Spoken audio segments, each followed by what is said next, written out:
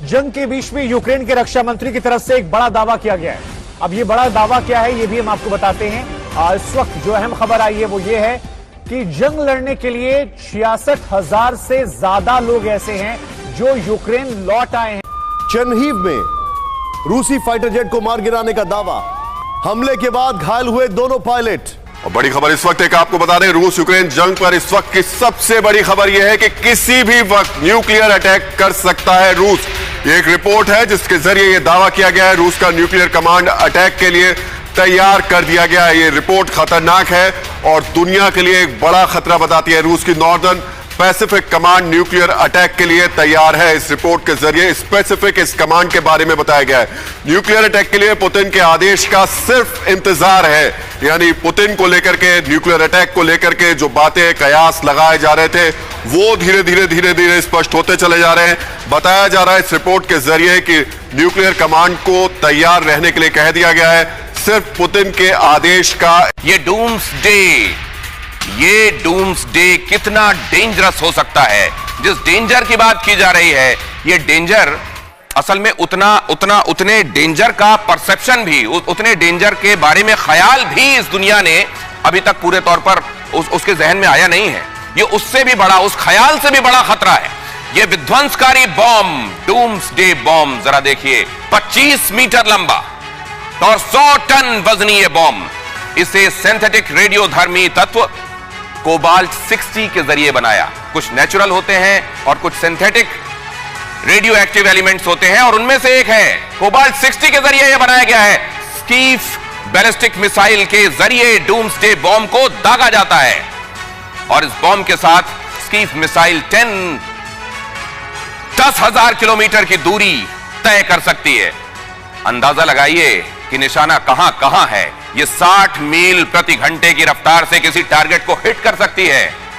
इस बॉम्ब को सी लेवल से 3000 फीट नीचे तक कई सालों रखा जा सकता है, पाताल में गाड़ कर रखा जा सकता है। यह है डूम्सडे। डूम्सडे नाम इसीलिए रखा गया है। और एक बार इस तरह के घातक हथियारों को अगर दुनिया अपने बीच में ले आई और इनका प्रयोग शुरू हो गया तो कहां जाने वाली हैं चीजें, आप अंदाजा लगा सकते हैं। क्योंकि अगर अस्तित्व की बात आ जाएगी तो फिर सब कुछ निकलेगा, और अगर एक तरफ से किसी ने अस्तित्व को लेकर छेड़ दी बात, जो कि न्यूक्लियर वेपन छेड़ देगा इस दुनिया के अस्तित्व की बात, तो फिर अगर तुम नहीं रहोगे तो हम भी नहीं रहेंगे शुरू हो जाएगा, और फिर इस दुनिया में कोई नहीं बचेगा। लेकिन डूम्सडे के बारे में यह जानकारी के बाद जरा यह अहम खबर देखिए। यूक्रेन के रूस के बॉम्बर को मार गिराने का दावा। रूसी बॉम्बर ने 4 बार लगातार की थी बमबारी। मारियोपोल के मेयर का बड़ा दावा। मारियोपोल के मेयर का बड़ा दावा। यूक्रेन का रूस के बॉम्बर को मार गिराने का दावा। रूसी बॉम्बर ने 4 बार लगातार की थी बॉम्ब वर्षा, और उसके बाद उस रूसी बॉम्बर को मार गिराने का दावा किया गया है। 4 सॉर्टीज, और उसमें मारियोपोल पर बॉम्ब गिराकर यह जाता था, और जब यह आया फिर से जद में तो इसको मार गिराया गया, यूक्रेन ने बताया है। और एक बार फिर से देखिए अहम खबर, यूक्रेन को 500 मिलियन यूरो के हथियार मिलेंगे यूरोपियन यूनियन का। और अभी भी एक और बड़ी खबर आ रही है, नेटो की रूस को बड़ी धमकी। रूस को यूक्रेन पर हमले की भारी कीमत चुकानी पड़ेगी। यूक्रेन में लगातार भारी हथियार ले जा रहा है रूस। दुनिया के लिए यह बहुत खतरनाक वक्त है, तो नेटो की तरफ से रूस को धमकी दी गई है। यूक्रेन में लगातार भारी हथियार ले जा रहा है रूस, ये नेटो की तरफ से कहा गया है।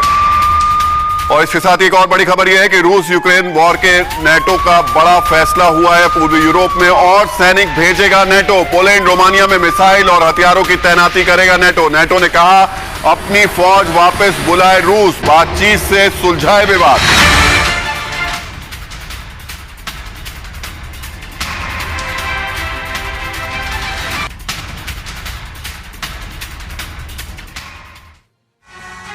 तो हम बात एटमी संकट की कर रहे हैं। न्यूक्लियर प्लांट में अगर धमाका होता तो क्या होता, इसके ख्याल से परमाणु विशेषज्ञों की रूह कांप जाती है।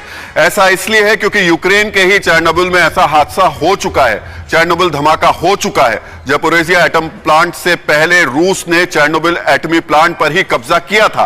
अब हम आपको बताते हैं उस त्रासदी के बारे में जो इससे पहले यूक्रेन की धरती पर हुई थी। यह हादसा 26 अप्रैल 1986 को हुआ था। तब चेर्नोबिल न्यूक्लियर प्लांट में धमाका हुआ था। इस हादसे से हिरोशिमा में हुए धमाके से 400 गुना ज्यादा रेडिएशन हुआ था। रेडिएशन से लगभग 1.25 लाख लोगों की मौत हुई, हजारों लोगों को कैंसर से मौत हुई, प्रिपेट में रहने वाले हजारों लोगों को घर छोड़ना पड़ा था। सोवियत संघ के इतिहास में यह सबसे भयानक परमाणु हादसा था। संयुक्त राष्ट्र चेर्नोबिल फोरम की 2005 की एक रिपोर्ट के मुताबिक अनुमान इस हादसे के सालों बाद भी इलाके में रहने वाले लोगों पर रेडिएशन का असर देखा गया। पर आपको बता देते हैं आज वॉर का 9वां दिन है और यूक्रेन पर रूस के हमले भीषण होते जा रहे हैं, तेज होते जा रहे हैं और एक न्यूक्लियर पावर प्लांट जिसे लेकर यूक्रेन लगातार कंसर्न जाहिर करता रहा, जिसे यूरोप का भी सबसे बड़ा न्यूक्लियर पावर प्लांट कहा जाता है, उस पर अब रूस का कब्जा है। रूस की बम वर्षा से शहर के शहर खाक होते जा रहे हैं। वॉर जोन में अब भी कई भारतीयों के फंसे होने की खबरें आ रही हैं। हालात मुश्किल जरूर है लेकिन इस मुश्किल घड़ी में भी दोस्ती जिंदाबाद है। ये भारत और रूस की दशकों पुरानी दोस्ती ही है कि चारों ओर से घिरे हुए पुतिन को भारत का ख्याल है, भारतीयों की फिक्र है और पुतिन भारतीयों के लिए क्या करने जा रहे हैं इस रिपोर्ट में देखिए।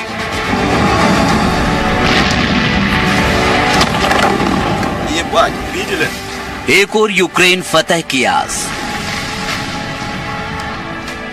दूसरी ओर दुनिया दिखा रही आग। मुश्किल खड़ी पर दोस्ती फिर भी बड़ी। यूक्रेन जंग की आग में सुलग रहा है तो पुतिन की मुश्किल भी कम नहीं। जंग के 9 दिन बाद भी यूक्रेन को जीत पाने की पुतिन की आस अधूरी है।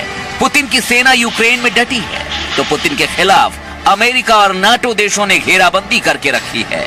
रूस को आर्थिक तौर पर कमजोर करने के लिए पाबंदियां। देखिए, सबसे पहले हमको ये जानना पड़ेगा, जब से जंग शुरू हुई है, ये जंग सिर्फ मिलिट्री की जंग नहीं है। आजकल के युग में सबसे बड़ी जंग जो है वो इंफॉर्मेशन वॉरफेयर की है। और तभी मैं बार बार ये कह रहा हूं, जो ये हॉस्टेज सिचुएशन का पूरा ड्रामा भी रचा गया, वो हिंदुस्तान उसमें एक स्केपगोट बनने ही वाला था कि हिंदुस्तान को रियलाइज हुआ कि ये क्या हो रहा है। और दूसरी बात, ये पूरा इंफॉर्मेशन वॉरफेयर में यूक्रेन के साथ अमेरिका ही नहीं खड़ा, इसमें ईयू का पूरा ब्लॉक खड़ा है, दुनिया भर खड़ा है। और तभी रशिया रियलाइज कर रहा है कि हमारी वेबसाइट्स हैक हो रही हैं। इंफॉर्मेशन वॉरफेयर में, नैरेटिव में, मैसेजिंग में हम कहीं भी नहीं खड़े। तो क्या इसको ऐसे माना जाए कि ये जंग ना सिर्फ जमीन पर, आसमान के अलावा इंफॉर्मेशन के लेवल पर भी लड़ी जा रही है? और कौन ये जंग जीता हुआ नजर आ रहा है? रशिया जो लगातार यूक्रेन के खिलाफ हमलावर है, क्या लग रहा है कि इंफॉर्मेशन के बेसिस पे भी वो लड़ना चाहता है?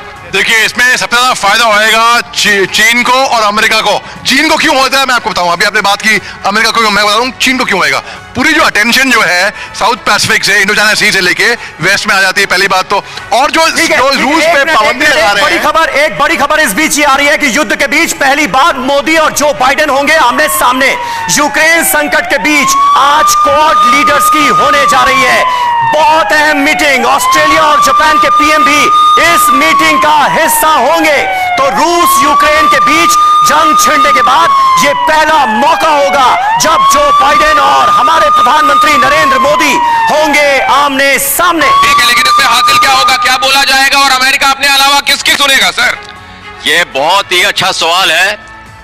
मैं आपको बताना चाहता हूं कि भारत इस समय एक पोल पोजीशन में इमर्ज हो रहा है। मोदी के नेतृत्व में भारत का एक बहुत इंपॉर्टेंट रोल आ रहा है सामने। रूस के पुतिन के साथ उनकी कई बारी बातचीत हो चुकी है, रात को भी हुई है, वैसे भी बाइडेन से हो रही है। मैं हैरान नहीं होऊंगा और देश को हैरान नहीं होना चाहिए और दुनिया को नहीं होना चाहिए कि हो सकता है कि भारत ही एक रोल प्ले करेगा जो कि यूक्रेन के हमले आक्रमण में भारत ही पीस ला के दे। इसके अपने जोखिम भी है, इसके अपने जोखिम भी है अंजलि, वो जोखिम समझना चाहिए। इसमें जोखिम क्या है कपिल सर? देखिए, जोखिम इसमें यह है कि भारत अगर किसी की साइड लेता है, वो भारत के लिए इस समय सबसे बड़ा जोखिम है। इसलिए भारत को न्यूट्रल रह करके हर बार हमें नेहरू जी बनने की जरूरत नहीं है कि दुनिया के हर अड़ंगे में जाकर के अपनी टांग अड़ा दे हम जाकर के। भारत को न्यूट्रल रहना चाहिए। और जहां तक ये इंफॉर्मेशन वॉरफेयर की बात है आपकी, ये कोई नई चीज नहीं। इसी न्यूट्रल स्टैंड की तारीफ भी कल रूसी राजदूत ने की। सर दाना सर, आपसे मेरी पहले बात हो रही थी, आपने कहा कि अमेरिका का इस विवाद को देखते हुए बहुत ज्यादा रोल नहीं है। हमें क्या वार्सो संधि को भूल जाना चाहिए? वार्सो संधि को ना मानना ही मुख्य वजह रही कि रशिया को अग्रेसर कहने वाला अमेरिका आज इस तरीके से आगे बढ़ गया कि वो यूक्रेन पर अटैक करने को मजबूर है। तो हम ये क्यों ना कहें कि ये सब कुछ अमेरिका और नाटो देश की भूमिका है? ये एक पुतिन जी का जो सपना है यूएसएसआर का, वो उसी दिशा में चल रहे हैं। वो कभी भी यूएसएसआर के प्रोवोक किसने किया? रशिया को प्रोवोक किसने किया? रशिया प्लान करके आया है, प्रोवोक किए नहीं। कल रात को किसी ने वॉर्सो संधि के तहत तो था ना कि नाटो का एक्सपेंशन नहीं होगा, उसमें अमेरिका नाटो का रोल आप मानते हैं या नहीं मानते? बिल्कुल बिल्कुल, ये प्लान तरीके से आए हैं। और रशिया कल रात कीव के रेडार और डिफेंस सिस्टम पर रूस का सबसे बड़ा हमला, सीधे प्ले ऑन करें। रूस ने 500 किलो का 60 साल पुराना बम गिराया। रूस ने अपने सबसे एडवांस्ड SU-34 फोर्थ जनरेशन बम का इस्तेमाल किया। सीधे बगल में विजुअल दिखाएं, प्ले ऑन करें। ये तस्वीरें आपके सामने हैं। वेस्टर्न मीडिया की रिपोर्ट्स में यह दावा किया गया है। इस वक्त ये सबसे बड़ी खबर, कल रात कीव के ऊपर, उनके मिसाइल सिस्टम के ऊपर, उनके डिफेंस सिस्टम के ऊपर, उनके रेडार सिस्टम के ऊपर 500 किलो का बम, वो भी 60 साल पुराना।